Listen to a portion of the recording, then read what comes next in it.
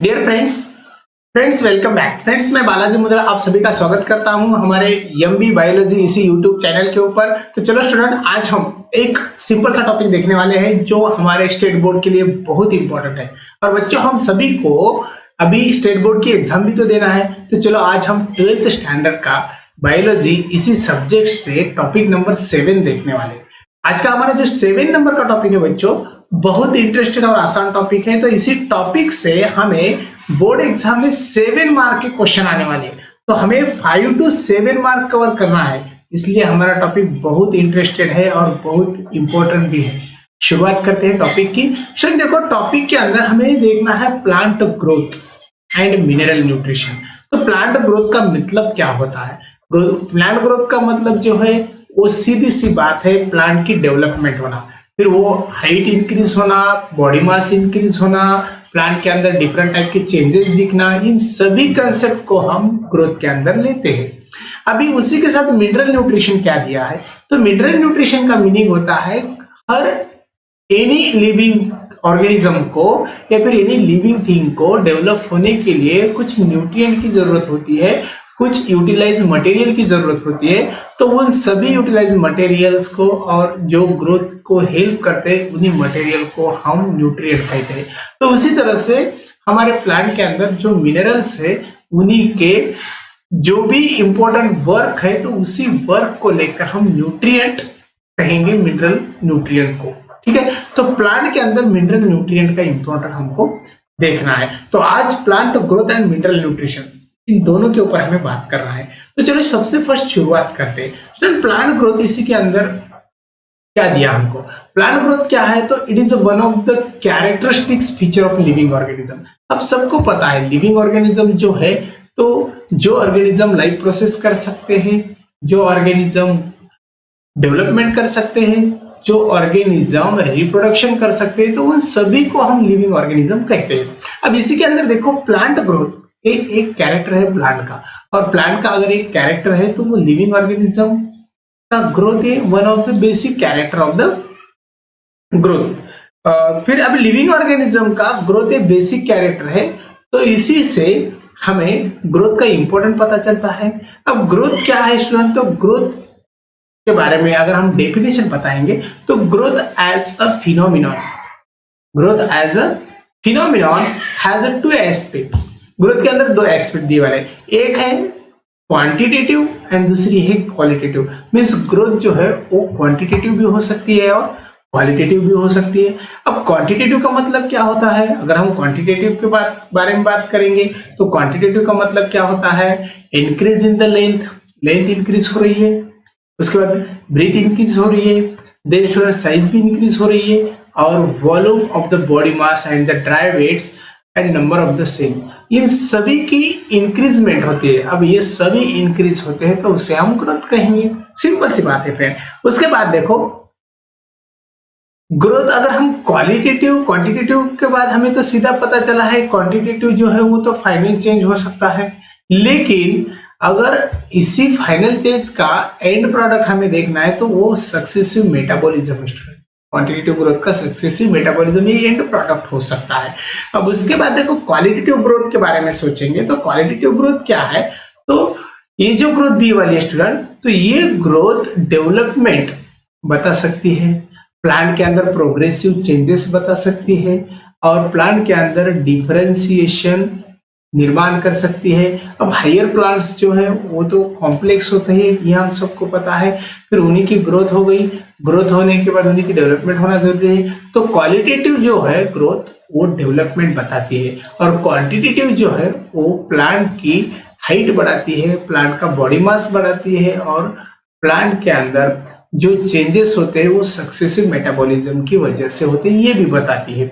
ठीक है, अब देखो यहाँ पर ग्रोथ क्या है तो उसकी डेफिनेशन देखेंगे। It is a permanent change. क्या है? परमानेंट है, इरिवर्सिबल है। इरिवर्सिबल मींस एक बार हो गई तो फिर से वो पहले जैसी नहीं हो सकती है। उसके बाद increase in the bulk of an organism and accompanied by the changes form. ठीक है, यहाँ पर 3 बातें हम याद रखेंगे। क्या रखेंगे? एक तो ग्रोथ परमानेंट है, इरिवर्सिबल है, और increase in the bulk of an organism. Bulk means mass वगैरह इंक्रीज होना बॉडी का। तो इन सभी बातें को हम ग्रोथ कह सकते हैं। उसके बाद मल्टी सेलुलर ऑर्गेनिज्म के बारे में हम सोचेंगे या फिर वास्कुलर प्लांट के बारे में सोचेंगे तो ग्रोथ इनडिटर्मिनेट है स्टूडेंट। इनडिटर्मिनेट मीन्स हम उसे डेफिनेटली डिटरमाइन नहीं कर सकते। उसके बाद जो ग्रोथ लाइफ के अंदर हो रही है तो इनडेफिनेटली भी, इंडेफिनेटली में का स्पेसिफिक पीरियड हम नहीं बता सकते। उसके बाद ग्रोथ जो है वो स्पेसिफिक सेल की वजह से होती है प्लांट के अंदर, उसे हम मेरिस्टेमेटिक सेल्स कहेंगे या फिर जो रीजन है उसी रीजन को हम मेरिस्टेम रीजन भी कह सकते हैं। वहां पर न्यू सेल फॉर्म होते हैं स्टूडेंट और ये कॉन्स्टेंटली होते हैं और कंटिन्यूअसली भी होते हैं। इनका जो प्रोडक्ट मिलेगा हमको तो वो कॉन्स्टेंटली और कंटिन्यूएशन बेसिस पर ही मिलेगा। उसके बाद मेरिस्टेम जो है वो रिस्पॉन्सिबल है ग्रोथ करने के लिए और इसी मेरिस्टेम को हम थ्री डिफरेंट एरिया के हिसाब से डिवाइड कर सकते हैं। सबसे फर्स्ट वाला जो टाइप है उसे अपाइकल कहेंगे, दूसरा जो है इंटर कैलरी कहेंगे और जो लास्ट है वो कैलरी या फिर लैटरल कहेंगे। तो इसी तरह से थ्री डिफरेंट टाइप से जो मेरिस्टेम्स के हमें दिखाई देते हैं और वो रीजन के वाइज हमने बताया या फिर वहां के एरिया के वाइज हम बता सकते हैं। अब देखो इतना होने के बाद यहाँ पर सिंपल सी बात हमें बताइए, अपाइकल मेरिस्टेम जो टिप को होता है स्टूडेंट यानी कि एपेक्स को होता है। उसके बाद इंटर कैलरी मेरिस्टेम है जो नोडल रीजन के अंदर होता है, हम उसे नोड कहेंगे, इंटर नोड वगैरह हम कह सकते हैं। तो इंटर नोड की वहां पर हो गया और जो लैटरल है स्टूडेंट वो साइड वाइज बन गया, साइड वाइज। तो इसी तरह से वहां पर हमें ग्रोथ दिखाई देती है, जो अपाइकल ही हो, इंटर कैलरी भी हो और लैटरल भी वहां पर हो सकती है। तो इसी तरह से ग्रोथ वहां होती है। इन्हीं सभी के लिए जो है मेरिस्टेमेटिक टिश्यूज या फिर मेरिस्टेमेटिक सेल्स रिस्पॉन्सिबल होते हैं। उसके बाद हमें फेजेस ऑफ ग्रोथ देखना है। अब फेजेस मीन्स क्या, जिसे हम स्टेज भी कह सकते हैं। अब ग्रोथ के जो फेजेस है वो हमें डिफरेंट दिखाई देते हैं, जिसके अंदर हम थ्री डिफरेंट टाइप के फेजेस बता सकते हैं। ठीक है, अब उसके अंदर फर्स्ट जो फेज दिया है वो है phase first, that is the cell division, उसे हम सेल फॉर्मेशन भी कहेंगे। सेल डिवीजन के अंदर क्या होता है, तो इस फेज के अंदर सेल का डिवीजन होता है, एक सेल से दूसरी सेल फॉर्म होती है, दूसरी सेल से तीसरी सेल फॉर्म होती है। तो इसी तरह से अगर सेल की नंबरिंग बढ़ेगी तो ऑब्वियसली प्लांट की हाइट बढ़ सकती है, उन्हीं का बॉडी मास बढ़ सकता है। तो ये फर्स्ट फेज हो गई जिसे हम सेल फॉर्मेशन या फिर सेल डिवीजन कह सकते हैं।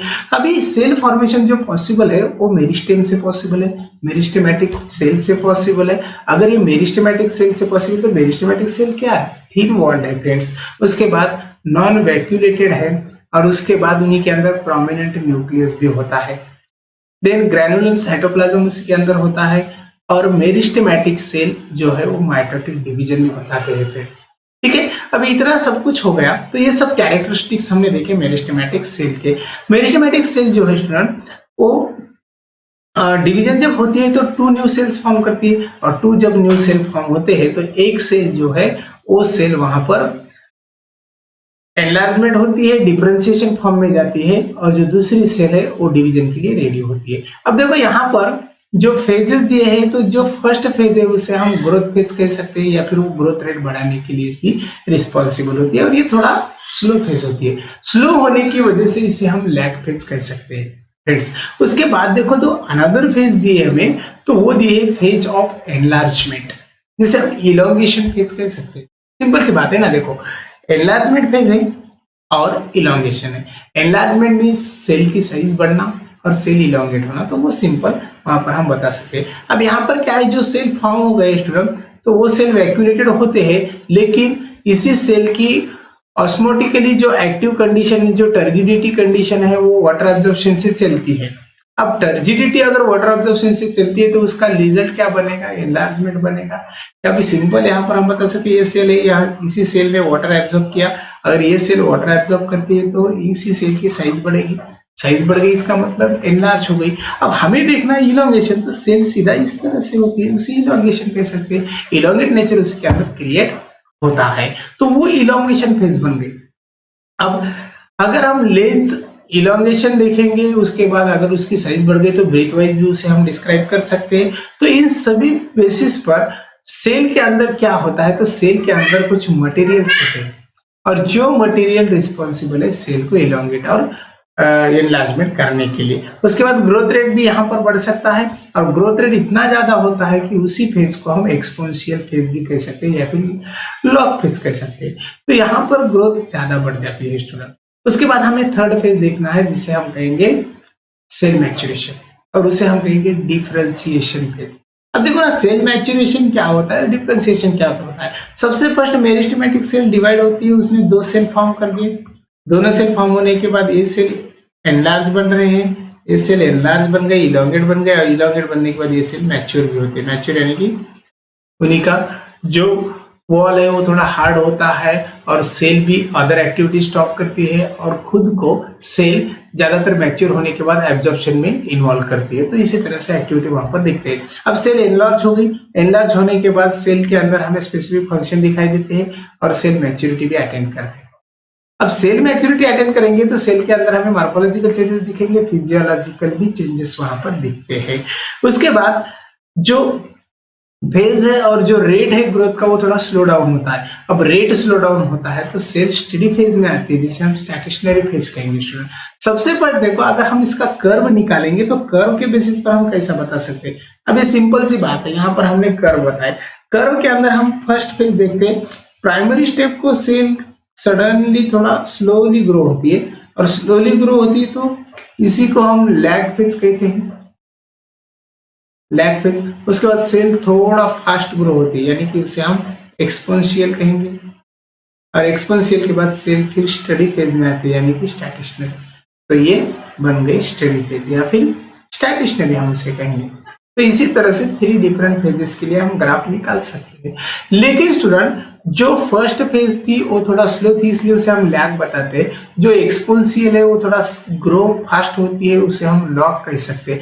और फाइनली तो हमें स्टडी फेज मिलने वाली है। तो इसी तरह से इस प्रकार का ग्राफ हम निकालेंगे, तो थोड़ी देर में हम सिग्माइड कर्व क्या है वो बताने वाले हैं। अब यहाँ पर देखो, हमें रूट के बारे में ग्रोथ के फेजेस देखना है, और रूट की ग्रोथ किस प्रकार से हुई है उसके बारे में कुछ हमें यहाँ पर रीजन भी दिए, जो रीजन हम यहाँ पर एक्सप्लेन कर सकते हैं। अब डायग्रामेटिक रिप्रेजेंटेशन के अंदर यहाँ पर जोन ऑफ सेल फॉर्मेशन ये हमें दिया है। Zone of cell formation means क्या, इसी एरिया में, इसी जोन में सेल डिवाइड होते हैं, सेल फॉर्मेशन होते हैं, यानी कि ये फर्स्ट फेज है। उसके बाद zone of cell elongation, zone of cell elongation का मतलब सेल इलोंगेट हो गई, जो हमारी सेकंड फेज थी। जोन ऑफ सेल डिफरेंशिएशन, यही सेल वहां पर हमें डिफरेंशिएटिंग फॉर्म दिखाते हैं, तो वो डिफरेंशिएशन हो गया। और फाइनल जो थर्ड थी फेज हमारी, वो थी सेल मैच्योरेशन। सेल मैच्योरेशन हो गई, सेल मैच्योरेशन हो गया, इसका मतलब सेल मैच्योर फॉर्म में आ गई है, और सेल वहां पर अदर एक्टिविटीज अभी यहाँ पर क्लियरली करने वाली है। तो इन सभी बातों को लेकर हमें ये डायग्रामेटिक रिप्रेजेंटेशन दिया है। इन्हीं के अंदर हमें डिफरेंट एरिया दिखाई देते हैं, डिफरेंट जोन दिखाई देते हैं, और उसी के बेसिस में हम सेल को क्लासिफाई कर सकते हैं। अब बच्चों देखो, आगे का जो पार्ट देखना है वो है हमें कंडीशंस ऑफ ग्रोथ या फिर कंडीशंस फॉर ग्रोथ। ग्रोथ अगर कंप्लीट हो रही है तो ग्रोथ को कंप्लीट करने के लिए किस प्रकार के और कौन से कंडीशंस वहां पर होना जरूरी है। अगर कंडीशंस नहीं रहेंगे तो वहां ग्रोथ नहीं हो सकती, ये सिंपल सी बात है। अगर कंडीशंस है तो वहां पर ग्रोथ हो सकती है। तो ग्रोथ के लिए कौन से कंडीशंस वहां पर होते हैं, तो ये कंडीशन स्टूडेंट इन्वायरमेंटल भी हो सकते हैं या फिर फिजियोलॉजिकल भी हो सकते हैं। अब इन्वायरमेंटल कंडीशन जो है और फिजियोलॉजिकल कंडीशन, इन्हीं को हम डिटेल में देखेंगे। तो इन्वायरमेंटल कंडीशन में देखो, वाटर सप्लाई है, उसके बाद न्यूट्रिएंट सप्लाई है, वाटर का भी वहां पर प्रेजेंटेशन होना जरूरी होता है, न्यूट्रिएंट का भी सप्लाई वहां पर होना जरूरी होता है। ये दो कंडीशंस वहां पर आ गए। उसके बाद टेम्परेचर है फ्रेंड्स, ऑक्सीजन का भी वहां पर प्रेजेंटेशन होना होता है, कार्बन डाइऑक्साइड होता है, कार्बन होता है, नाइट्रोजन का रेशियो क्या है वो भी हमें बताना जरूरी है, यानी कि कार्बन कितना प्रेजेंट है, नाइट्रोजन कितना प्रेजेंट है, ये दोनों को भी वहां पर हमें देखना है। अब उसके बाद ग्रेविटेशनल फोर्स रहेगा, लाइट रहेगी, और ग्रोथ हार्मोन्स रहेंगे। लाइट का मतलब सनलाइट होगा, यहाँ पर कितना सनलाइट है वो भी ग्रोथ के लिए मैटर करता है स्टूडेंट। अभी ग्रोथ अगर कंप्लीट करना है तो ये कंडीशंस होना जरूरी है। अब इसके अंदर सबसे फर्स्ट हम कुछ इंपॉर्टेंट कंडीशंस देखेंगे, तो फर्स्ट हम वाटर देखने वाले। वाटर जो है स्टूडेंट वो इसेंशियल कंपोनेंट है, और वाटर इसेंशियल कंपोनेंट किसके लिए, तो सेल के लिए। सेल के प्रोटोप्लाज्म का मैक्सिमम पार्ट जो है तो वाटर से ही बनता है। उसके बाद ये सेल की टर्जिडिटी मेंटेन करता है वाटर। उसके बाद वाटर एक्वियस मीडियम भी वहां पर फॉर्म करता है सेल के अंदर।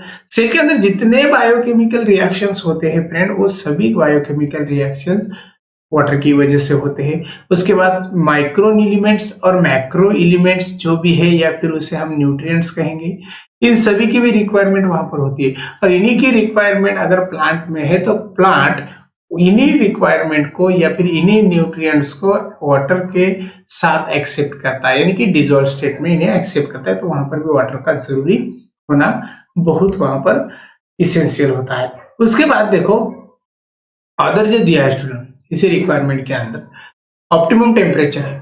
ऑप्टिमम टेम्परेचर यानी कि जिस टेम्परेचर को वाटर अच्छी तरह से डेवलपमेंट या फिर ग्रोथ कर सकता है, तो उसे हम ऑप्टिमम टेम्परेचर कहेंगे। ठीक है, देन ये जो टेम्परेचर दिया है वो 25 टू 35 डिग्री सेल्सियस दिया है। ठीक है, ये बात हमें याद रखना है एमसीक्यू के लिए, और ये बात हम सीईटी के बेसिस पर भी याद रख सकते हैं। इसी के ऊपर नेट में भी एग्जाम में क्वेश्चन आ सकता है, टॉपिक इंपॉर्टेंट है स्टूडेंट, तो वहां पर भी हम इसे याद कर सकते हैं। उसके बाद ऑक्सीजन जो है वो इसेंशियल है रेस्पिरेशन के लिए, और रेस्पिरेशन होने के बाद यहाँ पर एनर्जी रिलीज होने वाली है प्लांट के अंदर, तो इसीलिए ऑक्सीजन का इंपॉर्टेंट भी वहां पर दिए वाला है। लाइट जो है वो फोटोसिंथेसिस प्रोसेस कर सकता है, सीड के जर्मिनेशन को हेल्प कर सकता है। अगर फोटोसिंथेसिस नहीं होगा फ्रेंड तो प्लांट वहां पर फूड नहीं प्रोड्यूस कर सकते। अगर प्लांट ने फूड ही नहीं प्रोड्यूस किया तो प्लांट की ग्रोथ और डेवलपमेंट नहीं होने वाली है। उसके बाद ग्रेविटेशनल फोर्स जो है वो प्लांट के ग्रोथ की साइड डिसाइड करता है, किस डायरेक्शन से प्लांट ग्रो हो रही है ये बताने का काम ग्रेविटेशनल फोर्स का है। अभी यहाँ पर देखो ग्रोथ जो चलती है तो शूट और रूट की चलती है। शूट की चलेगी सनलाइट की तरफ जिसे हम फोटोट्रॉपिक ग्रोथ कहेंगे, और रूट की जो चलेगी वो वाटर की तरफ जिसे हम जियोट्रॉपिक कहेंगे। तो ग्रेविटेशनल फोर्स जियोट्रॉपिक ग्रोथ के लिए हेल्प करता है, सपोर्ट करता है। तो इतने सारे कंडीशंस वहां पर हो गए। अब देखना है ग्रोथ रेट क्या होता है। अब ग्रोथ रेट का मतलब क्या होता है, स्पेसिफिक टाइम के अंदर स्पेसिफिक पीरियड को जितनी ग्रोथ होती है उसे हम ग्रोथ टाइम कह सकते हैं या फिर ग्रोथ रेट कह सकते हैं। तो ग्रोथ रेट जो है फ्रेंड, तो ये सिंपल सी बात है, increase the growth per unit time. एक आधे टाइम में कितनी ग्रोथ हो गई है ये बताना, यानी कि ग्रोथ रेट हो गया। उसके बाद इसी को हम इफिशियंसी इंडेक्स भी कहेंगे, और जो रेट है ग्रोथ का स्टूडेंट, तो इसी ग्रोथ के रेट को हम मेजर करने के बाद हम उसी की साइज बता सकते हैं और एरिया भी वहां पर बता सकते हैं प्लांट का, ऑर्गन्स का, जैसा कि लीफ, फ्लावर और फ्रूट्स, इन सभी का मेजरमेंट्स हम कर सकते हैं। लेकिन वहां पर एरिया वाइज या फिर उन्हीं की साइज हमें बताना होता है। तो ये ग्रोथ हम मेजर इसी तरह से कर सकते हैं। उसके बाद जो रेशियो है सेल का, अगर वो रेशियो चेंज होते गया तो उसे हम डीएन कहेंगे, cell number, that is the DN. उसके बाद जितना टाइम लगा उससे हम डीटी से बताने वाले हैं, और डीटी से बताएंगे तो डीएन डीटी को देखेंगे तो उसे हम एब्सोल्यूट ग्रोथ रेट कह सकते हैं, जिससे हम एजीआर इसी शॉर्ट फॉर्म में लिखेंगे। Alternatively it is the measurement and comparison of total growth per unit time. ये टोटल क्या है, तो ये टोटल पर यूनिट टाइम के अंदर होने वाली ग्रोथ है, ये बताने के लिए हम ये शॉर्टकट वहां पर यूज करने वाले हैं। उसी से हमें एक फॉर्मूला मिलता है स्टूडेंट, सिंपल सा फॉर्मूला है, जैसा कि AGR is equal to DN by DT. मतलब क्या होगा, मतलब हमने अभी देखा है एजीआर जो है, अगर एजीआर डिवाइड होता है तो total number of the cells present in the medium वहां पर हमें मिलते हैं, और उसे हम रिलेटिव ग्रोथ भी कह सकते हैं, फिर रिलेटिव ग्रोथ रेशियो कहेंगे हम, तो उसे हम आरजीआर से सिंपली बता सकते हैं। अब फाइनल देखो, जो अल्टरनेटिवली हम ग्रोथ देखेंगे तो आरजीआर जो है वो growth particular system per unit से रिलेटेड होती है। अब ये अगर एक्सप्रेस करना है तो उसी के बेसिस पर हम बता सकते हैं उसी का रेशो, तो क्या है, PGR is equal to AGR by N. ठीक है, तो ये सिंपल सी बात वहां पर हमको दी है। अब सेल जो स्टूडेंट, सेल की ग्रोथ जो है वो देखने के लिए हमें कुछ टाइप्स देखना है, मुझे टाइप्स ऑफ ग्रोथ देखना है हमें। अगर हम टाइप्स ऑफ ग्रोथ देखेंगे तो हमें ग्रोथ के बहुत सारे टाइप्स मिलने वाले हैं। अब वहां पर हम सिंपली दो टाइप्स हमारे एग्जाम के बेसिस पर एक्सप्लेन करने वाले। फर्स्ट वन जो है जिसे हम अरिथमेटिक ग्रोथ कहेंगे। अरिथमेटिक ग्रोथ जो है फ्रेंड, तो यहाँ पर उसी का जो रेट है वो थोड़ा कांस्टेंट होता है, यानी कि ग्रोथ रेट कांस्टेंट होता है, ये बात हमें यहाँ पर याद रखना है। और इसकी वजह से जो इंक्रीजमेंट हो रही है या ग्रोथ हो रही है उसे हम अरिथमेटिक प्रोग्रेशन कहेंगे, और ये अरिथमेटिक प्रोग्रेशन से हमें जो ग्रोथ मिलती है वो 2 सेंटीमीटर, 4 सेंटीमीटर, 6 या 8 सेंटीमीटर तक भी मिल सकती है। अब इसी टाइप पर हम इस ग्रोथ को कॉन्स्टेंटली देखते हैं। इसे अगर हम कॉन्स्टेंटली देखेंगे तो वहां पर ज्यादातर हमें माइटोसिस दिखाई देगी, और माइटोसिस दिखाने के बाद हमें मिलने वाली जो सेल है वो डॉटर सेल्स वहां पर प्रोड्यूस कर सकती है। डॉटर सेल्स प्रोड्यूस हो रहे हैं तो डिफरेंशिएशन एंड मैच्योरेशन भी वहां पर दिखाई देता है। ठीक है, उसके बाद देखो सेल इलोंगेशन हो सकती है, रूट की कांस्टेंट ग्रोथ भी होती है इसी तरह से। उसके बाद अरिथमेटिक ग्रोथ के अंदर हम ये दो एग्जांपल ले सकते हैं, रूट और सेल की कांस्टेंट ग्रोथ वहां पर हम बता सकते हैं। और यहाँ पर जो मिलने वाला कर्व है वो लीनियर कर्व मिलता है स्टूडेंट, इस बात को हमें कभी नहीं भूलना है। इसी के ऊपर एग्जाम में एमसीक्यू हमें आना ही है, सीटी के लिए इसी के ऊपर क्वेश्चन आता है, और पिछले पेपर में हमने इसी के बारे में देखा भी है, तो इसे हमें नहीं भूलना चाहिए। उसके बाद देखो जो लीनियर कर्व हमें मिल रहा है वो ग्रोथ रेट जो हमें देता है, या फिर उसी का हमने कर्व अगर प्लॉटेड किया तो हमें मिलने वाला जो कर्व मिलेगा वो लीनियर मिलने वाला है। और इसी के लिए हम एक एक्सप्रेशन देखते हैं और एक इक्वेशन भी देखते हैं। जो एक्सप्रेशन दिखेगा अगर हम वो इक्वेशन के फॉर्म में देखेंगे तो वो क्या होता है। अब यहाँ पर देखो LT is equal to L0 plus RT, simple सी बात है, LT is equal to L0 RT। अब यहाँ पर LT क्या है, length at the time, L0 क्या है, length at time 0 means initial बता सकते हैं, R ग्रोथ रेट है और T टाइम है ग्रोथ का।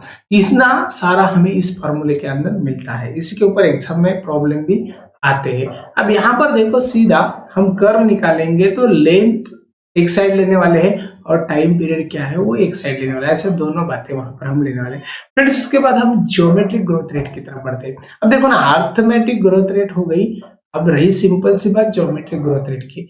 ज्योमेट्रिक का मतलब होता है मल्टीप्लीकेशन होना यहाँ पर, और यहाँ पर जो भी सेल्स हमें मिलेंगे तो उन्हीं का माइटोटिक डिवीजन होता है, और एक सेल से 2 सेल मिलते हैं, 2 से 4, 4 से हमें 8 सेल मिलेगी।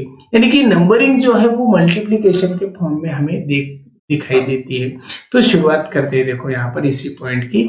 ये पॉइंट हमें थ्योरी के लिए शॉर्ट नोट में लिखना है फ्रेंड्स, इसलिए इसे थोड़ा अच्छी तरह से हमें याद रखना है।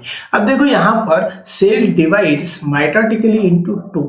सेल क्या होती है, 2 फॉर्म में डिवाइड होती है और वहां पर माइटोटिक कंडीशन होती है। अब जो डॉटर सेल्स प्रोड्यूस हो रहे हैं वो भी कंटिन्यू डिवीजन दिखाएंगे हमें, और इसी तरह से सेल की रैपिडली ग्रोथ होती है, और ये जो ग्रोथ मिलती है इसे हम ज्योमेट्रिक ग्रोथ कहेंगे। इसका जो ग्रोथ रेट है स्टूडेंट फर्स्ट टाइम स्लो होता है, लेकिन सेकेंड टाइम इसका ग्रोथ रेट बहुत ज्यादा होता है, जिसे हम एक्सपोनेंशियल बता सकते हैं। और सेकेंड टाइम अगर ग्रोथ रेट एक्सपोनेंशियल रहेगा तो हमें स्पीड ज्यादा मिलती है, और फाइनली ग्रोथ रेट थोड़ा और कम होता है तो वो स्टेडी फेज आती है। तो इसी तरह से वहां पर हमें सबसे फर्स्ट स्लो था उसे हम लैग फेज कहेंगे, उसके बाद ग्रो होता है, सडनली रेट बढ़ता है तो वो एक्सपोनेंशियल बन गया, और उसके बाद स्टडी होता है तो उसे हम स्टडी कहेंगे, या फिर से लैग कह सकते हैं। तो हमें लॉग, एक्सपोनेंशियल और स्टडी इस प्रकार के तीनों फेज दिखाई देते हैं ज्योमेट्रिक ग्रोथ के अंदर। ठीक है, अब देखो ये जो कर्व हमें दिया है ये अरिथमेटिक ग्रोथ का है फ्रेंड्स। अरिथमेटिक ग्रोथ का अगर एक कर्व है तो यहाँ पर सिंपल सी बात है, हमें मिलने वाला कर्व लीनियर है। ठीक है, मीन्स हाइट जो है प्लांट की हमने यहाँ पर दिखाई जिसे हम L से बताते हैं, और टाइम जो है वो यहाँ पर दिखा है जिसे हम स्मॉल t से बता सकते हैं। तो ये कांस्टेंट ग्रोथ हो गई, लीनियर ग्रोथ होगी। लेकिन जब ज्योमेट्रिक ग्रोथ होती है तो वहां पर प्लांट की विड्थ भी बढ़ती है, तो उस टाइम हम क्या करेंगे, W1 is equal to W0 ERT, ये सिंपल सा फॉर्मूला वहां पर लेने वाले। W1 क्या होती है, फाइनल साइज है, W0 इनिशियल साइज है friends, small r growth rate बताता है, और स्मॉल t तो टाइम ऑफ द ग्रोथ बताता है। E क्या है, तो E base of the natural logarithm है।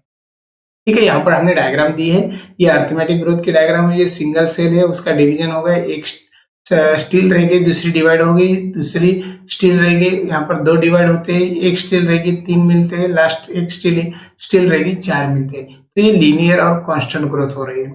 यहाँ पर 1 से 2 बन रहे हैं, 2 से 4 बन रहे हैं, 4 से 8 बन रहे हैं स्टूडेंट, और 8 से 16 बन रहे हैं सीधा। तो यहाँ पर मल्टीप्लीकेशन ग्रोथ हो रही है, तो उससे हम कहेंगे ज्योमेट्रिक ग्रोथ। अब एग्जाम्पल के तौर पर जाइगोट डिवीजन दिखा है हमें, यहाँ पर फर्स्ट क्लीवेज है, 2 सेल के 4 सेल बन गए, 1 सेल के 2 सेल बन गए, 2 सेल ज्योमेट्रिक ग्रोथ रेट से 4 बन गए, 4 से 8 बन गए, और इसी तरह से 16 भी वहां पर मिलते हैं, और बाकी जो सेल हमें दिखाई दे रहे हैं उन्हीं की कैपेसिटी लूज होती है डिवीजन की, तो वो सीधा सीधा परमानेंट के अंदर कन्वर्ट हो जाएगा। तो इस तरह से ज्योमेट्रिक ग्रोथ हमें मिलती है, अरिथमेटिक ग्रोथ भी वहां पर मिलती है।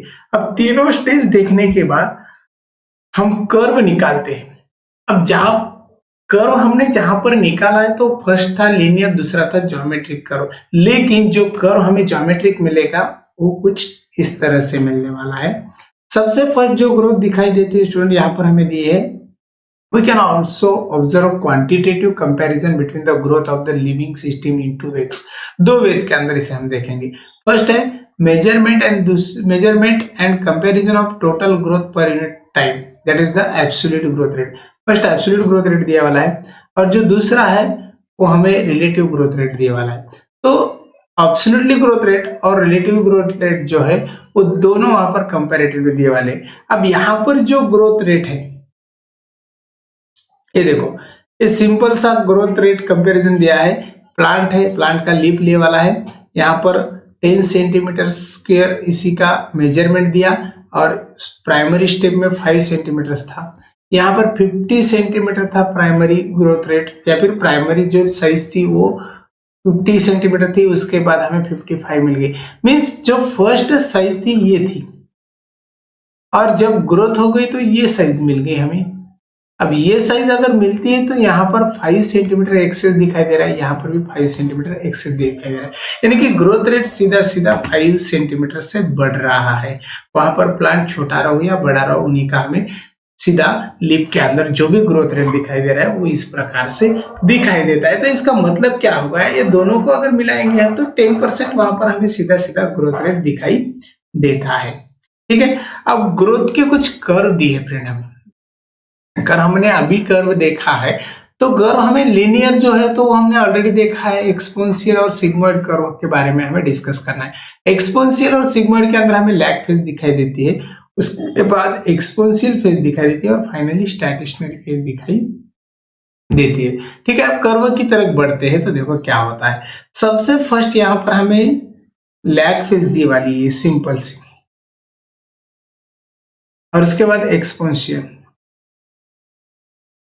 और फाइनली ग्रोथ यहाँ पर खत्म होती है, यानी कि सेंसेशंस होता है, या फिर उसे हम स्टडी कह सकते हैं। तो हमें यहाँ पर जे शेप्ड कर्व मिलता है, लेकिन एक्सपोनेंशियल के बारे में देखेंगे तो सीधा सीधा साइज बढ़ रही है, और टाइम पीरियड भी वहां पर दिखाया है। सबसे फर्स्ट स्लो थी ग्रोथ, तो लैग फेज हो गई। ग्रोथ फास्ट थी तो क्या हो गया, एक्सपोनेंशियल हो गया। फिर ग्रोथ स्टेडी है तो क्या बन गया, सीधा सीधा स्टैटिस्टिकल फेज बन गई। तो ये जो ग्रोथ कर्व मिल रहा है वो एस शेप्ड है फ्रेंड, इसलिए हम इसे सिग्मॉइड कहेंगे। और यहाँ पर जे शेप्ड मिल रहा है तो ये ओनली एक्सपोनेंशियल नेचर बताता है। इसी तरह से हमें 2 टाइप्स के कर्व यहाँ पर दिखाए गए हैं। अब देखो जो ग्रोथ दिखाई दे रही है स्टूडेंट, तो वो टोटल टाइम कितना लगा, टोटल पीरियड कितना लगा, उसी के बेसिस पर यहाँ पर हमने ग्रोथ जो है वो दिखाई, तो उसे हम grand period of the growth कहेंगे। ठीक है, अब चलते हैं दूसरे पॉइंट की तरफ।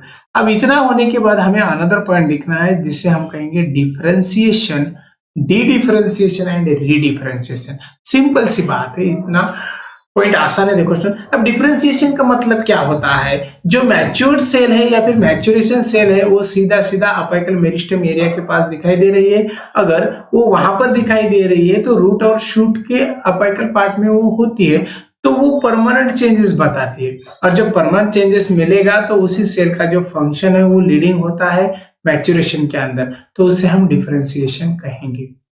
ठीक है, लेकिन अभी सेल जब डिफरेंशिएशन होती है तो सेल कुछ चेंजेस बताती है। चेंजेस के अंदर हमें मेजॉरिटी जो है एनाटॉमिकल और फिजियोलॉजिकल चेंजेस वहां पर मिलते हैं।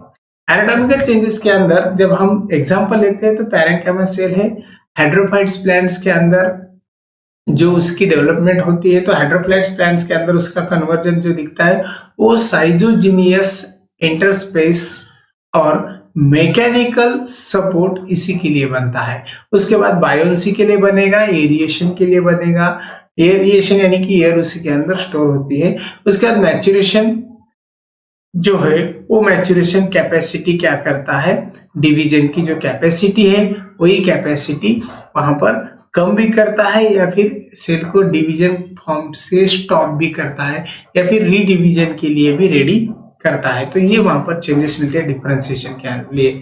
अब डी डिफरेंशिएशन का मतलब क्या होगा फ्रेंड्स? डी डिफरेंशिएशन यानी कि जो सेल है लिविंग सेल, तो वो सेल खुद की जो कैपेसिटी है डिवीजन की वो लॉस्ट कर देती है। और कैपेसिटी लॉस्ट हो गई तो सिंपल सी बात है, इसी रीजन में जो नीड हो रही है डिवीजन की वो तो थोड़ा स्लो हो जाएगी या फिर कम हो जाएगी। लेकिन कैपेसिटी लूज हो गई तो डिवीजन करना बहुत जरूरी होता है, तो वहां पर नीड बढ़ सकती है। ठीक है, अब देखो परमानेंट जो मैच्योर सेल है वो डी डिफरेंशिएशन के अंदर फिर से कन्वर्ट होती है। अब जब डी डिफरेंशिएशन के अंदर कन्वर्ट हो जाएगी तो हम एग्जांपल लेते हैं इंटरफेसिकुलर सेल का। ठीक है, अब देखो कैम्बियम एंड क्वार्क कैम्बियम का भी एग्जांपल वहां पर हमने लिया है। यहाँ पर पैरेन्काइमेटस सेल्स फॉर्म होते हैं और वास्कुलर बंडल के अंदर ये होते ही ये हमें पता चलता है। ठीक है, अब देखो यहाँ सीधा सीधा कॉर्टेक्स लेयर के पास वो हमें दिखाई देती है, तो इसी तरह से इनर कॉर्टेक्स में होती है, इंटरफेसिकुलर रीजन में होती है या फिर कभी कभी वास्कुलर बंडल के अंदर भी दिखाई देती है यही सेल। ठीक है, उसके बाद देखो रीडिफरेंशिएशन हमको दिया है। रीडिफरेंशिएशन का मतलब क्या होता है कि अगर सेल प्रोड्यूस हो रही है तो वो डी डिफरेंशिएशन से फिर क्या करेगी, डिवीजन की कैपेसिटी है वो और लूज कर देगी। अब जब लूज होने वाली कैपेसिटी होती है तो मैच्योर होने के बाद वो स्पेसिफिक फंक्शन वहां पर परफॉर्म करती है। अब इसी फंक्शन को हम रीडिफरेंशिएशन कहेंगे।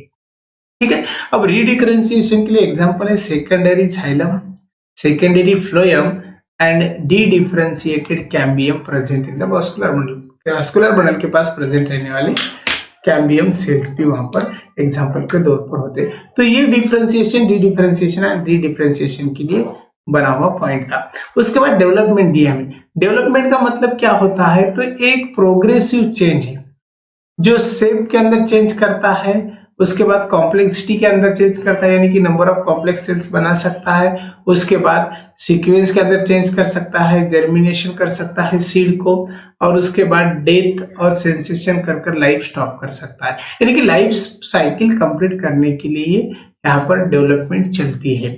उसके बाद डेवलपमेंट के अंदर ग्रोथ, उसके बाद मॉर्फोजेनेसिस, मैच्योरेशन एंड सेंसेशन, इन चारों फेज वहां पर इन्वॉल्व होते हैं। अब सिंपल से डायग्राम यहाँ पर दिए, देखो सबसे फर्स्ट हो गया सीड जर्मिनेशन, उसके बाद मेरिस्टेमेटिक सेल का वर्क बढ़ गया, सेल का डिवीजन हो गया, सेल का डिवीजन होने के बाद प्लाज्मेटिक ग्रोथ हो गई, प्लाज्मेटिक ग्रोथ होने के बाद सेल इलोंगेट बन गए, फिर मैच्योर बन गए, फिर मैच्योर सेल्स, मैच्योरेशन से मैच्योर सेल बन गए, फिर सेंसेशन होता है, फाइनली डेथ होती है प्लांट की। तो ये लाइफ साइकिल वहां पर कंप्लीट होती है। अब यहाँ पर हमें क्या किया है, कुछ स्टेजेस दिए हैं और उसी के एग्जाम्पल दिए। स्टेजेस के अंदर जब हम एग्जाम्पल देखेंगे फ्रेंड, तो हमें प्लास्टिसिटी की तरफ बढ़ना है।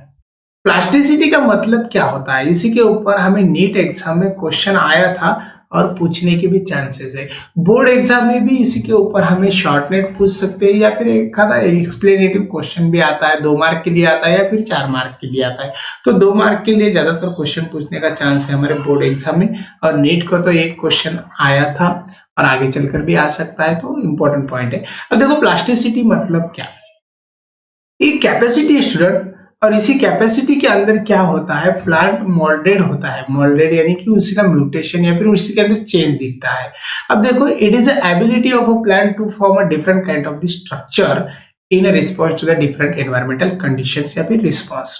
अब देखो एटमॉस्फेयर में जो भी कंडीशन है या फिर जो एक्सटर्नल स्टिमुलेशन है उसी के बेसिस में प्लांट खुद को चेंज करता है। अगर प्लांट खुद को चेंज कर रहा है तो उसे हम प्लास्टिसिटी कहेंगे।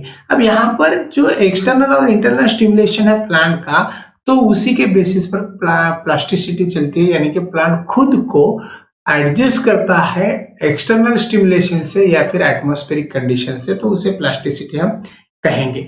अब यहाँ पर देखो जितने भी प्लांट हम देखेंगे तो उन्हीं के अंदर हमें जुवेनाइल फेज मिलती है या फिर उसके बाद मैच्योरेटिव फेज मिलती है और फाइनली तो रिप्रोडक्टिव फेज भी वहां पर मिलेगी। तो इसी तरह से कुछ फेजेस दिखते हैं और इन फेजेस के अंदर से जब प्लांट्स चल खुद की लाइफ कंप्लीट करता है तो प्लांट को खुद को प्लास्टिसिटी बनाना ही होता है।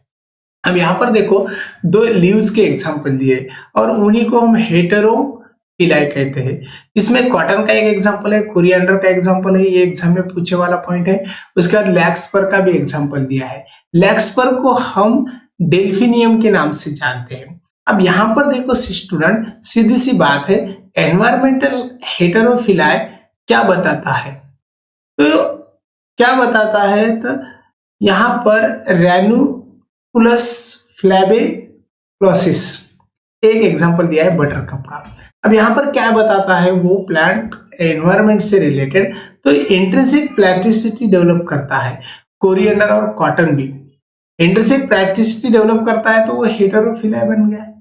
अब हेटेरोफिलाई बन गया तो इसी प्लांट की जब ग्रोथ होती है तो उसी के अंदर हमें डिफरेंट एनवायरमेंटल कंडीशन की वजह से कुछ चेंजेस दिखते हैं और जो चेंजेस दिखाई दे रहे हैं यहाँ पर जुवेनाइल फेज में प्लांट का लीफ इस तरह से, सिंपल सी बात है ना।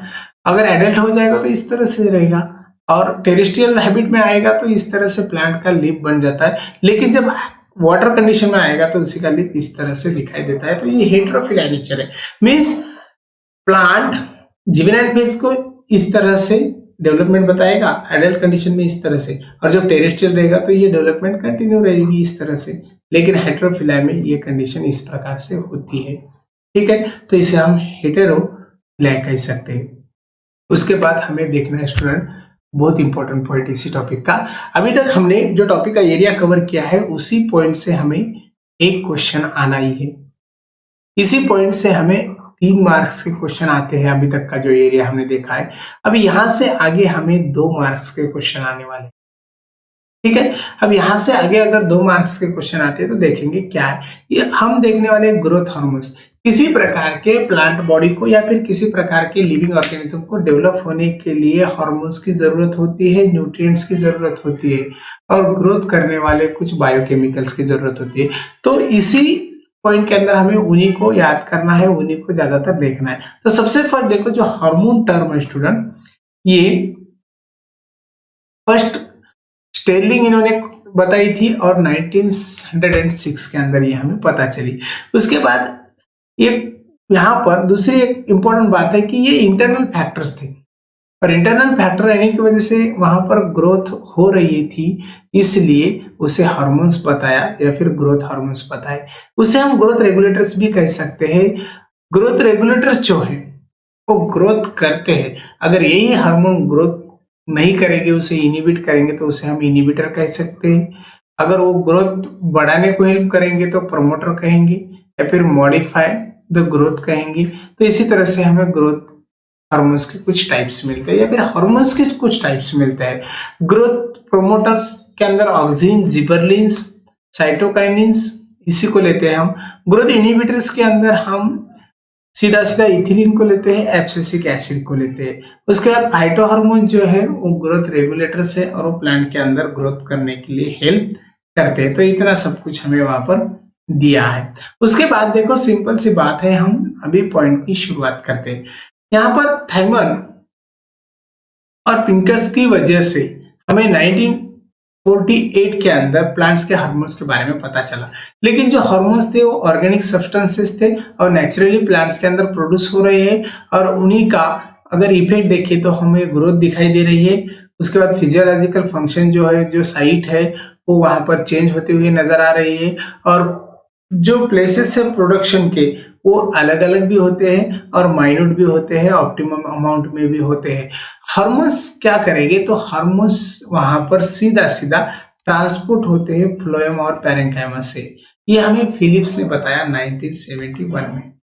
अब यहां से एक बात पता चलती है कि ये फैक्टर्स जो है, जो भी यहाँ पर हार्मोन्स है वो एफेक्टिंग है, वो ग्रोथ कर सकते हैं, ग्रोथ इनिबिट भी कर सकते हैं या फिर उन्हीं की रिक्वायरमेंट बहुत कम होती है, माइन्यूट होती है, ऑप्टिमम भी होती है। तो ये हमें वहां पर बताया है। ये फ्लोएम से भी रन हो सकते हैं, पैरेन्काइमा सेल से भी रन हो सकती है। फिलिप्स ने हमें 1971 में। अब सबसे फर्स्ट वाला ग्रोथ हार्मोन था जिसे हम ऑक्सिन कहेंगे, ये ग्रोथ बताते हैं स्टूडेंट। अब ऑक्सिन जो है वो एफ वेंट ने 1931 के अंदर हमें दिया था, तो उसे वहां पर टर्म जो है वो ऑक्सिन के नाम से वो बताते थे।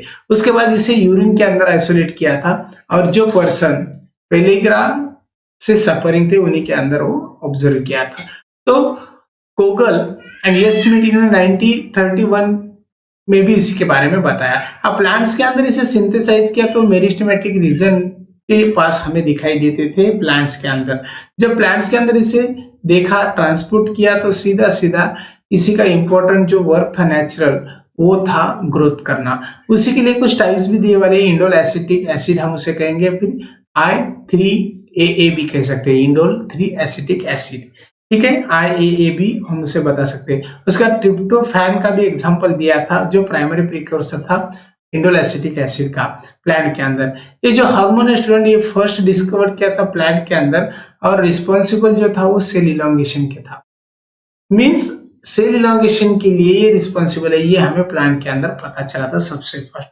उसके बाद बेसिपिटल मैनर से ट्रांसपोर्ट होता है, इसी को हम सिंथेसिस ऑक्सिन भी कह सकते हैं, और इसी का बेसिक वर्क जो है वो अनदर भी टाइप बताता है, जो है IBA, इंडोल ब्यूटेरिक एसिड।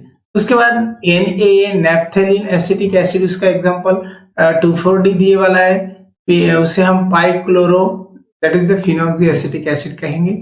इसी तरह से उसी के हमें डिफरेंट टाइप्स दिए है। अब इसी के इफेक्ट क्या होते हैं, एप्लीकेशन क्या है ऑक्सिन के, तो प्राइमरी जो इफेक्ट है स्टूडेंट, वो सेल को एनलार्ज करना यानी कि ग्रोथ करना। हायर प्लांट जो है वो ग्रोइंग कंडीशन में दिखते हैं, अपाइकल ग्रोथ होती है, बड़ की ग्रोथ होती है, और वो इनहिबिट करने के लिए भी हेल्प करता है लेटरल बड़ के, ठीक है। अपाइकल डोमिनेंसी कह सकते हैं, जब अगर लेटरल बड़ को इनहिबिट करेगा तो। उसके बाद स्टेम की ग्रोथ करता है, रूट की करता है, उस मल्टीप्लिकेशन करता है सेल का, देन टिश्यू कल्चर के लिए इंपॉर्टेंट है, कैलस फॉर्मेशन के लिए भी इंपॉर्टेंट है ये हार्मोन। और दूसरी बात रही तो ये लैटरल एडवेंटिशियस रूट फॉर्मेशन के लिए भी रिस्पॉन्सिबल होता है। अगर एग्जांपल देखते हैं हम, तो इसी के लिए हमें कुछ हर्बिसाइड्स के एग्जांपल दिए हैं। उसके बाद सिंथेटिक हार्मोन्स के, सिंथेटिक हर्बिसाइड्स के भी एग्जांपल है, जिसके अंदर हर्बिसाइड में हम 2,4-D ले सकते हैं, 2,4-डाइक्लोरोफिनॉक्सी एसिटिक एसिड को भी लेते हैं। देन स्टूडेंट, ये डाइकोट वीड्स को क्या करता है, किल कर सकता है, तो ये वहां पर वीडिसाइड बन गया मोनोकॉट प्लांट के अंदर। देन सीडलेस फ्रूट प्रोडक्शन के लिए भी लेमन, ग्रेप्स, बनाना के अंदर ये हेल्पफुल होता है।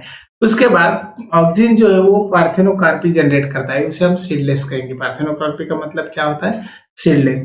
ऑक्सिन सेल डिवीजन को प्रमोट कर रहा है, तो कैम्बियम प्रोड्यूस भी कर सकता है, और अर्ली सेल डिफरेंशिएशन कर सकता है जाइलम फ्लोएम के अंदर।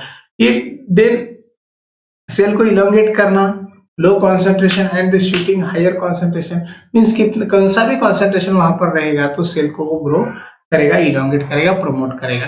उसके बाद अर्ली रूटिंग भी वहां पर वो फॉर्मेशन के लिए सपोर्ट करता है, उसे हम प्रोपोगेशन कह सकते हैं। कटिंग के अंदर जब ग्राफ्टिंग करते हैं तो वहां पर ऑक्सिन पाउडर लगाया ग्राफ्टिंग एरिया को, तो सीधा सीधा वहां पर प्रोपोगेशन के लिए सपोर्ट करता है, रूट फॉर्मेशन को भी सपोर्ट करता है।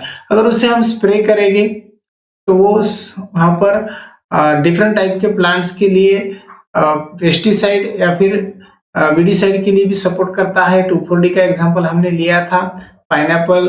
उसके बाद लीची के अंदर हम इसका यूज कर सकते हैं फ्लावरिंग के लिए, फ्लावर प्रोड्यूस करने के लिए। उसके बाद प्रिवेंट प्रीमैच्योर फ्रूट ड्रॉप को लिए जो होते हैं प्रीमैच्योरली, उसे अवॉइड करने के लिए, फिर स्टॉप करने के लिए इसका यूज कर सकते हैं पीर के अंदर, एप्पल के अंदर और ऑरेंज के अंदर। उसके बाद ऑब्सेशंस लेयर फॉर्मेशन के लिए ऑक्सिन का यूज कर सकते हैं, और ऑक्सिन बेसिकली सेल इलॉन्गेशन को वर्क करता है, तो ये रेस्पिरेशन रेट भी प्लांट के अंदर बढ़ाता है।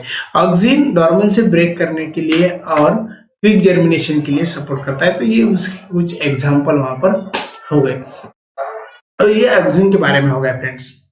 उसके बाद जिबरलिंस का एग्जांपल हमें दिया है। जिबरलिंस के अंदर क्या बताया, जिबरलिन जो है वो अनदर ग्रोथ हार्मोन है, और ये ग्रोथ हार्मोन क्या करेगा, प्लांट को डायमीटर ग्रोथ करने के लिए या फिर प्लांट की हॉरिजॉन्टल ग्रोथ करने के लिए सपोर्ट कर सकता है।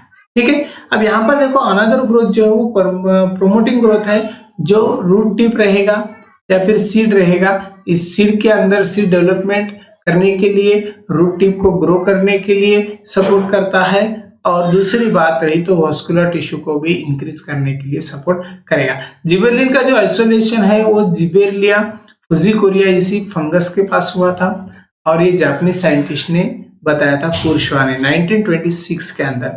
जो 1926 के अंदर जो एक्सपेरिमेंट उन्होंने दिया उसी से पता चलता है कि जो जिबेरेलिया फुजिकोरिया ये फंगस है वो डिसीज कॉजिंग थी, और वो सीधा राइस प्लांट के अंदर दिखाई दी थी। वहां पर बैकनी डिसीज क्रिएट हुआ था। तो क्रिस्टलाइन फॉर्म में ये जिबेरेलिन मिला था, और जिबेरेलिन को जो आइसोलेट किया था, आइसोलेट करने के बाद याबुटा एंड सुमुकी ने 1938 में फंगस कल्चर के फॉर्म में बताया था। तो इसीलिए जिबेरेलिन का नाम जिबेरेलिया से इसी का नाम जिबेरेलिन हो गया। इसे सिंथेसिस करने के बाद और इसी का यूज करने के बाद सीधा एंग leaves, seeds, root, stem, tip, यहाँ पर उसी का हमें प्रोडक्शन मिलता है, या फिर फंगल डिसीज अगर हो गया तो वहां से वो कलेक्ट किया जाता है। उसके बाद दूसरी बात है, इसी से हमें 150 केमिकल्स वहां पर मिल सकते हैं, और जो जिबेरेलिन है वो G3 मोस्ट कॉमन है जो प्लांट के अंदर मिलता है। उसके बाद near about hundreds of the gibberellin वहां पर मिले स्टूडेंट। ठीक है, तो इसी तरह से हम जिबेरेलिन के बारे में बता सकते हैं। अब जिबेरेलिन का फिजियोलॉजिकल इफेक्ट क्या है, एप्लीकेशन क्या होते हैं? ये डॉर्मेंसी ब्रेक करने के लिए हेल्प करता है। उसके बाद सीड जर्मिनेशन को सपोर्ट करता है, जैसा कि सीरियल क्रॉप में बार्ली है, व्हीट है, इसके अंदर सीड जर्मिनेशन को सपोर्ट करेगा। देन स्टूडेंट ये सिंथेसाइजिंग हार्मोन्स है, हाइड्रोलाइजिंग हार्मोन्स है, और एंजाइम एनालाइजिंग भी वहां पर है, और शुगर प्रोड्यूस करने के लिए सपोर्ट करता है।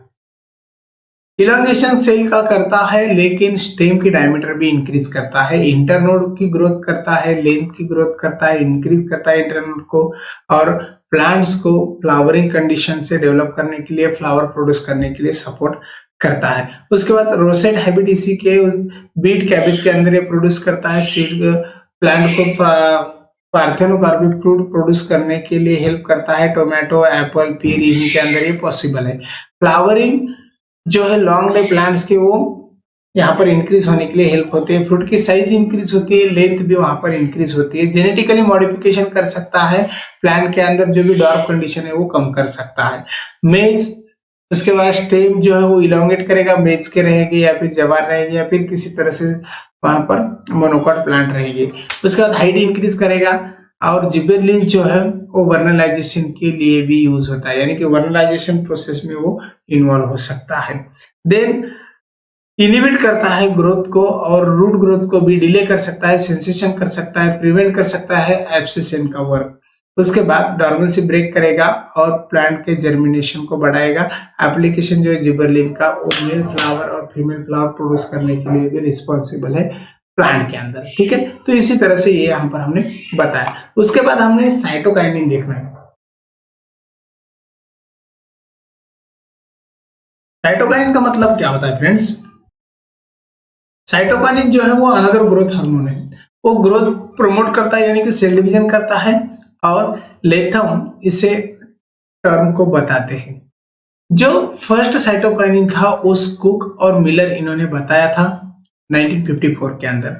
अभी इसी तरह से ये कैलस सेल के टिश्यू के रिक्वायरमेंट से बताया था। उसके बाद वहां पर हमें निकोटिना टोबैकम, यानी कि टोबैको की जो प्लांट है उसके अंदर ये पॉसिबली ऑब्जर्व किया था।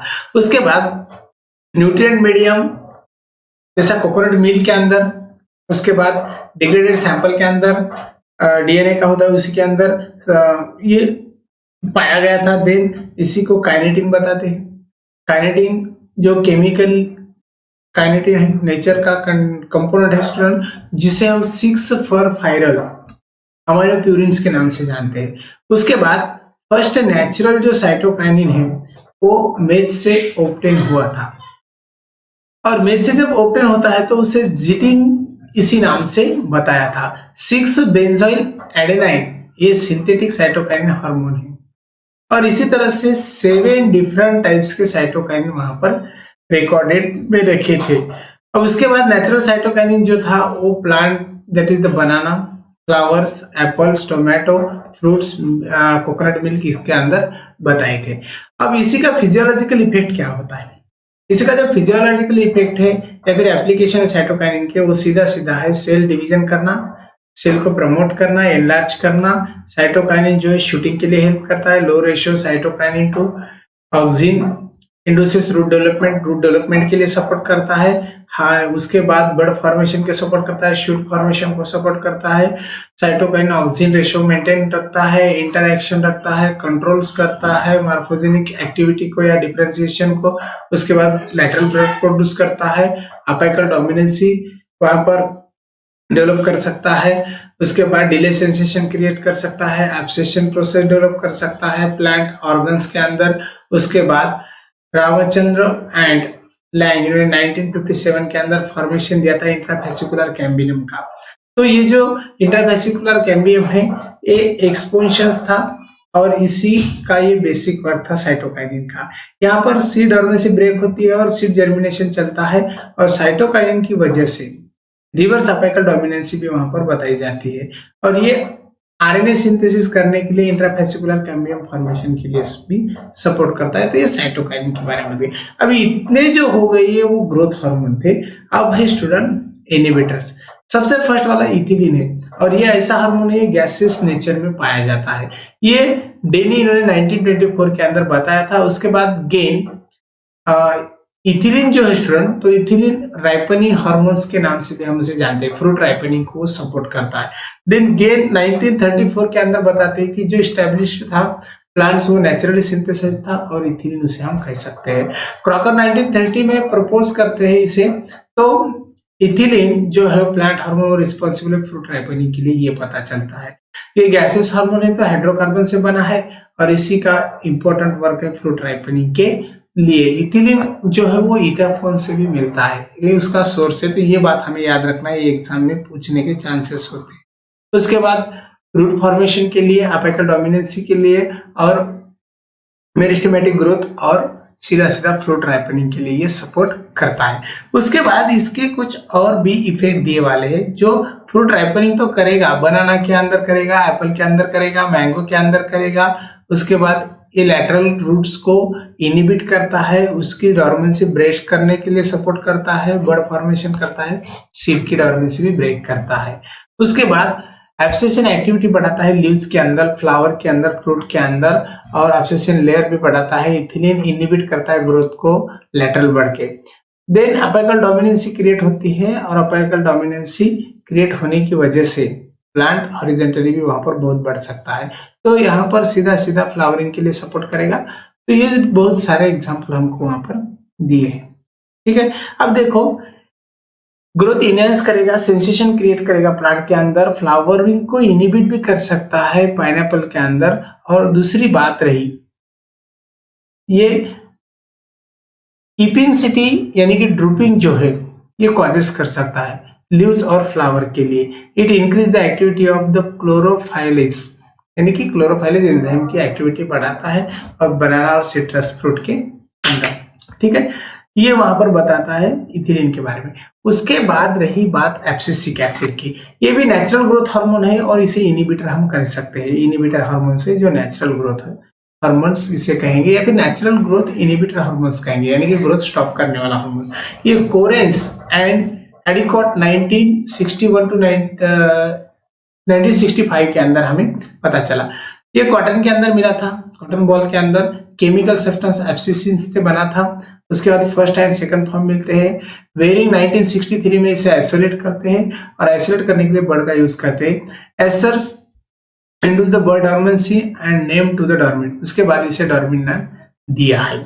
देन स्टूडेंट ये टू आइडेंटिकल केमिकल सब्सटेंसेस है जो कॉमन नेम से हम बताते हैं एब्सिसिक एसिड। उसके बाद ये लीव्स, फ्रूट, रूट, सीड इन्हीं के सिंथेसाइजिंग के लिए हेल्प करता है और एब्सेशन बढ़ाने के लिए हेल्प करता है। केमिकली इसके अंदर 15 कार्बन हमें दिखाई देते हैं और सेक्रेटेड नॉइड से और सिंथेसाइज्ड फॉर्म से हम इसे मैलोनिक एसिड भी बता सकते हैं। ठीक है। उसके बाद देखो फिजियोलॉजिकल इफेक्ट क्या है इसका, सिंपल सी बात है। फिजियोलॉजिकल इफेक्ट यानी कि एप्लीकेशन वहां पर है जो एब्सेशन क्रिएट करता है लीव्स के अंदर, डॉर्मेंसी भी क्रिएट करता है मेनी प्लांट्स के अंदर और कंट्रोल करता है डॉर्मेंसी को, बर्ड को, सीड को भी, ठीक है। उसके बाद ग्रोथ इनहिबिट करता है और सेंसेशन बढ़ाता है फ्लावर फ्रूट्स के अंदर। इतना सब इनहिबिट हो गया तो सेल डिले हो सकते हैं, सेल डिवीजन, सेल इलॉन्गेशन और सप्रेशन, कैम्बियम एक्टिविटी सब इनहिबिट होते हैं। माइटोसिस प्रोसेस, वास्कुलर कैम्बियम जो है वो वहां पर स्टॉप भी हो सकती है और रन भी हो सकती है। एब्सिसिक एसिड जो है वो इफ्लक्स को हेल्प करता है, पोटेशियम आयंस को सेल के अंदर भेजना, कार्ड सेल का वर्क बढ़ाना, उसके बाद closure of the stomata and opening of the stomata इसी के लिए हेल्प करना, एंड देन हम उसे एंटी ट्रांसपेरेंट कहेंगे। दोनों को सपोर्ट करता है, स्टोमेटा क्लोज को भी करता है और ओपन करने के लिए भी सपोर्ट करता है। उसके बाद जो हार्मोन्स की एक्टिविटी है वो स्टूडेंट एनवायरमेंटल कंडीशन के ऊपर डिपेंड होती है और फ्लावरिंग को इनहिबिट करता है, लॉन्ग डे प्लांट रहेंगे या फिर फ्लावरिंग शॉर्ट डे प्लांट के अंदर इंड्यूस करने के लिए भी हेल्प करता है। तो ये हो गया ग्रोथ हार्मोन्स के लिए। उसके बाद हमें दिया है फोटोपीरियडिज्म। फोटोपीरियडिज्म का मतलब क्या होता है स्टूडेंट, जो फ्लावर है हायर प्लांट्स के अंदर तो वो रिप्रोड्यूस करने के लिए हेल्प करते हैं। तो वहां पर सेक्सुअल रिप्रोडक्शन स्ट्रक्चर अगर फ्लावर रहा तो फ्लावर प्लांट्स को एग्जिबिट होना बहुत जरूरी है और ये वेजिटेटिव ग्रोथ जो है वो बताते हैं। अब इसी के अंदर अगर फ्लावर प्रोड्यूस करना है तो फ्लावर इन्फ्लुएंस करने के लिए एनवायरमेंटल और न्यूट्रिशनल फैक्टर रिस्पॉन्सिबल होते हैं और ये बात वहां पर रिस्पॉन्सिबल है। तो प्लांट को लाइट की जरूरत होती है, टेम्परेचर की जरूरत होती है और उसी की वजह से जब फ्लावर इन्फ्लुएंस होते हैं तो उसी इन्फ्लुएंस को हम फोटोपीरियडिज्म कहेंगे, यानी कि प्लांट को आने वाले फ्लावर अगर लाइट के ऊपर डिपेंड है तो वो फोटोपीरियडिज्म बन गया, ठीक है। उसके बाद वर्निलाइजेशन का भी पॉइंट वहां पर हमको दिया है, that of the temperature is the vernalisation, अगर नहीं रहेगा तो वो वर्निलाइजेशन बन गया। उसके बाद light as the environmental factor influence the germination of the seed, vegetative growth, photosynthesis. Light as a factor as a three aspect. Light के अंदर 3 फैक्टर्स दिखाई देते हैं, क्वालिटेटिव है, इंटेंसिटी है और ड्यूरेशन ऑफ लाइट है। अगर ड्यूरेशन ऑफ लाइट हम सोचेंगे तो सीधा सीधा फ्लावरिंग प्लांट को फ्लावर जो है लाइट ड्यूरेशन में आते हैं। अब लाइट ड्यूरेशन में जब फ्लावर आते हैं तो उसे हम फोटोपीरियडिज्म कहेंगे। ये हमको गेर्नर एंड अलर्ट ने 1920 के अंदर बताया था।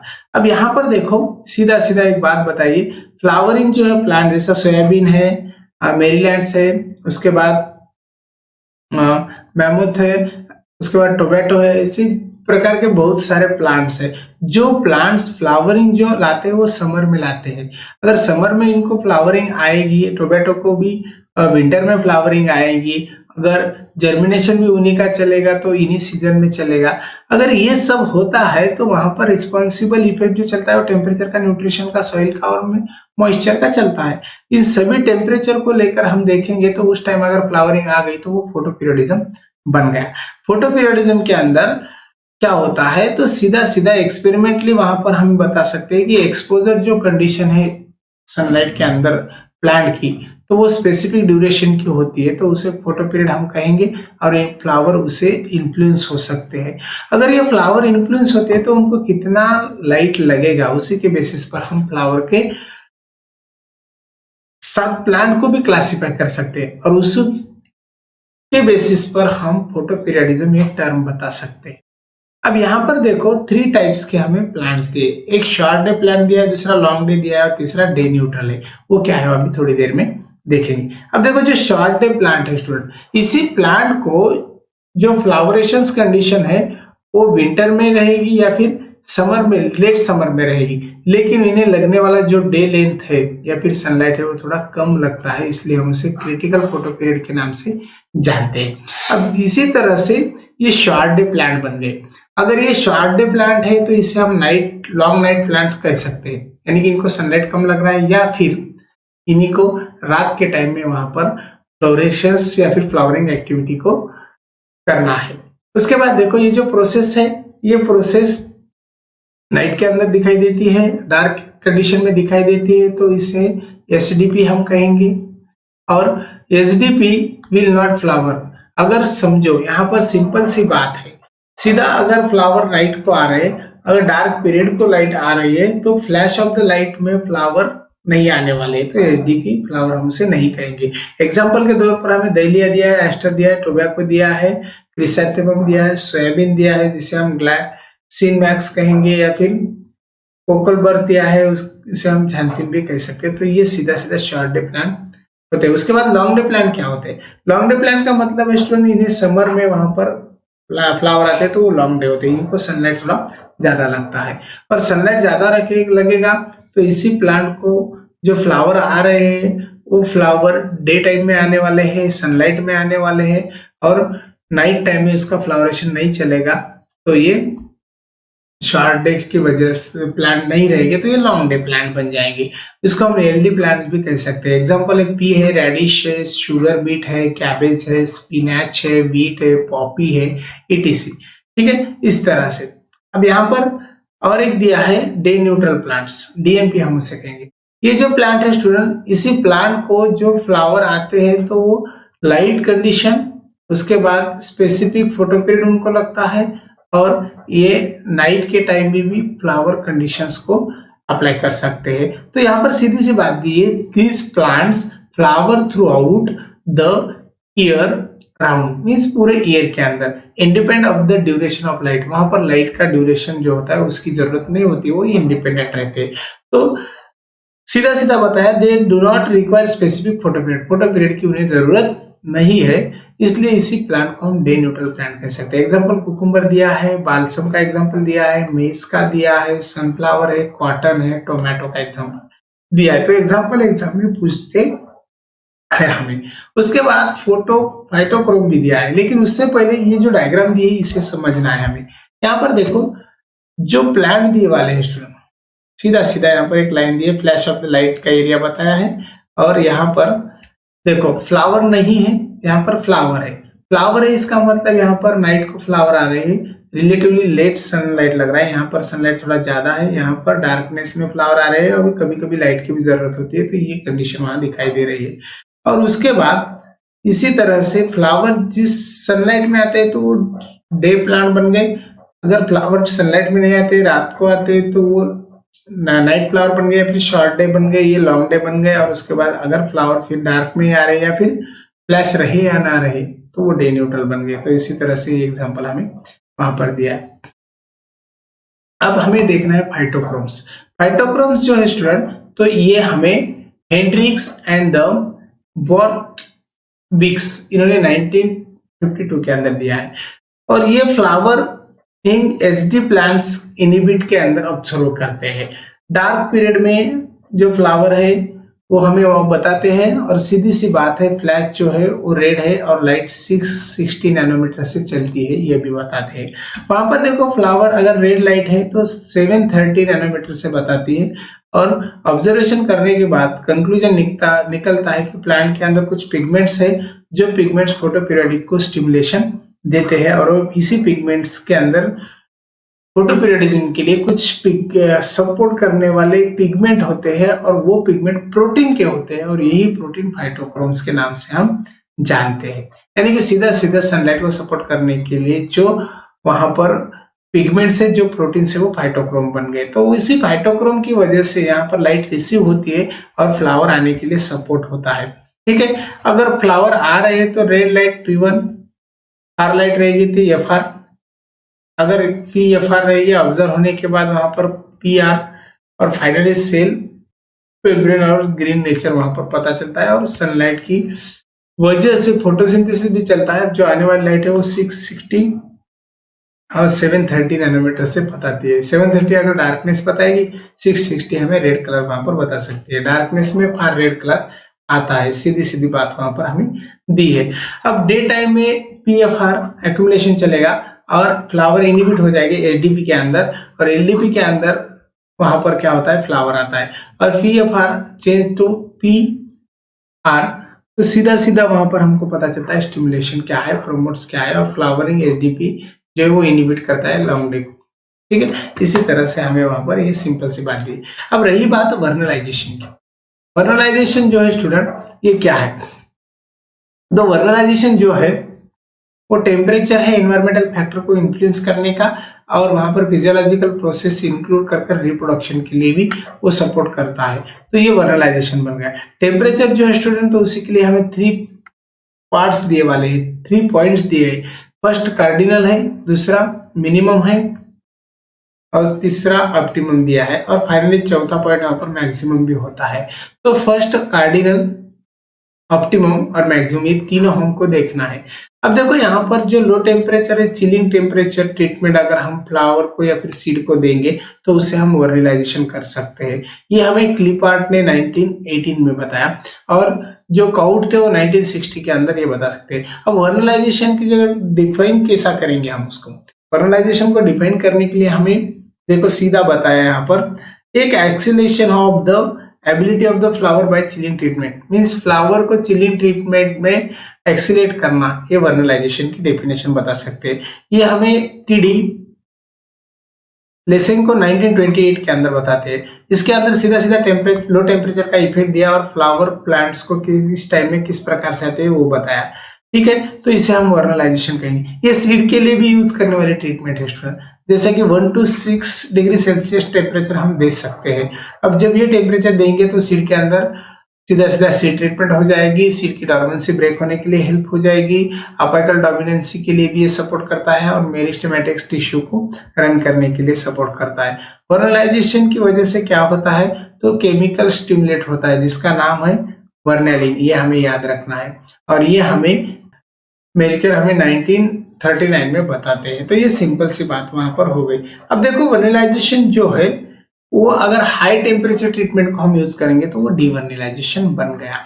ठीक है, अब उसके बाद यहाँ पर हमें और एक पॉइंट दिया है, वो एडवांटेजेस ऑफ वर्नलाइजेशन। वर्नलाइजेशन के एडवांटेजेस क्या होते हैं? इसके अंदर क्रॉप्स से स्टूडेंट जो प्रोड्यूस होते हैं अर्लियर, उसके बाद जो क्रॉप्स है वो कल्टिवेटेड, और इसी तरह से नेचुरली जो प्लांट नहीं ग्रो होते वो भी प्रोसेस